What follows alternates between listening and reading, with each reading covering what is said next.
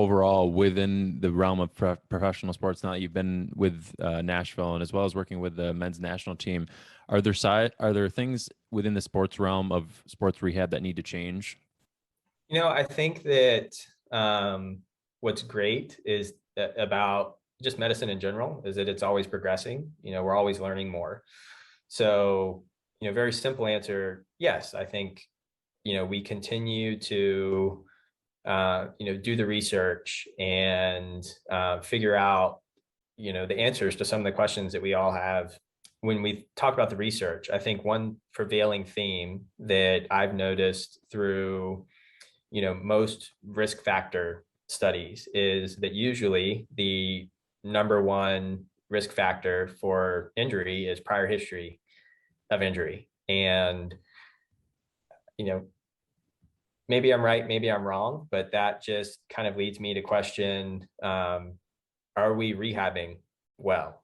Mm. If that's always the number one risk factor, then did we not fully fix it in the first place?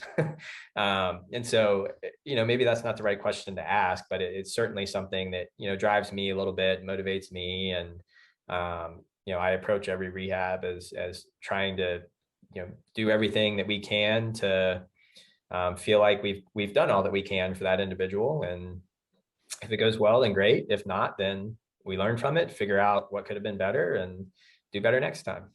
Well, it's certainly an interesting question, and one that I've thought of myself because I've seen, I've had patients who have gotten re-injured, and I've also seen patients who seen therapists and also have been re-injured, and they're seeing me instead. And so it's like, are we missing something? It's not necessarily that the patient didn't get better and they didn't get back to sport. It's just like, should we have waited a little bit longer to get them stronger, or was there something more that we could have done education wise? Was there something, another exercise or something that I think which we need to continue asking ourselves of like, are we doing a good enough job to continue getting people to what they want to do? Absolutely. And I think, we always talk about evidence-based practice, and, I think we should all, I think in school I got tired of hearing it, but we really should all be doing our best to try to live that and support it and grow it and learn more about our profession. And, at the end of the day, it's going to be what makes us all, more successful and, really continue to grow as a profession.